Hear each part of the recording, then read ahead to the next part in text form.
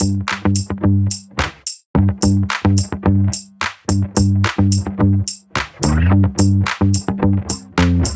guys, I'm going to be making a super healthy tea cake today called as the chocolate beetroot cake.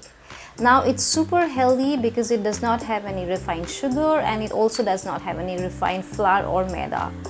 It's also got a lot of beetroot in it. Now the beetroot does not really add any taste to the cake apart from the fact that it adds all its nutritional value to the cake.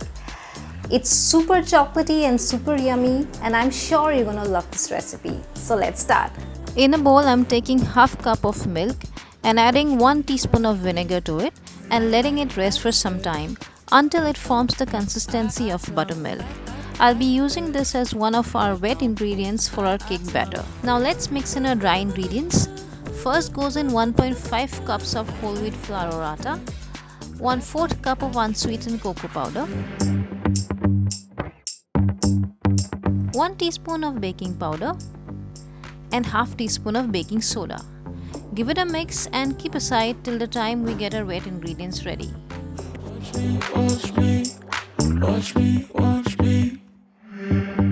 In a fresh bowl, I'm adding in about 1/4 cup plus 2 tablespoons of oil and also adding in 1 cup of jaggery powder and mixing it well so that the jaggery dissolves in the oil. I'm using oil in this recipe because there's whole wheat flour in the cake, which itself is slightly dense by nature, and the oil really helps the cake to be moist and remain soft. Now I'm adding in the milk that I had kept aside and also half cup of water and half teaspoon of vanilla essence. Give it a nice mix, and now is the time to add the main ingredient of this cake, which is beetroot. I've added about half cup of grated beetroot and slowly using a spatula mixing it into the batter so that there are no lumps that remain.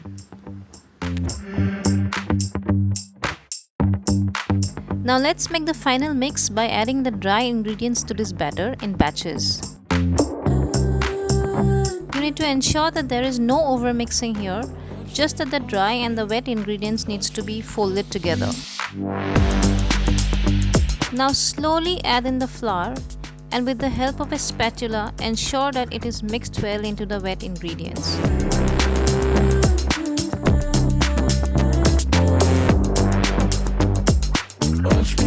I'm going to be nicely greasing my cake tin with some melted butter.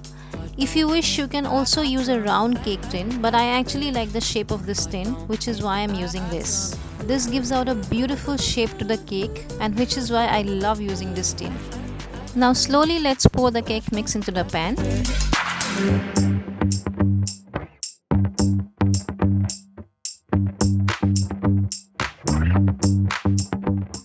I'm just going to be using a tissue to clean up the sides so that the cake looks neat and clean, and giving it a final tap before I put it in the oven. I've already preheated my oven at 180 degrees for 10 minutes, and I'm going to be putting in my cake for baking for about 30 minutes. My cake's ready and you can have this as it is, but I like to have some kind of frosting on my cake. So which is why I'm using this cream cheese frosting that I have and used a little bit of the steamed beetroot juice to it, which gives it a beautiful pinkish color, and I'm just pouring it over the cake.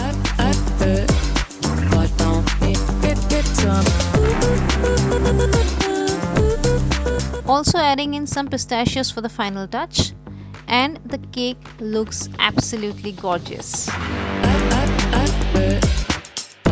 You can relish it with your cup of tea or coffee, or just enjoy it just like that.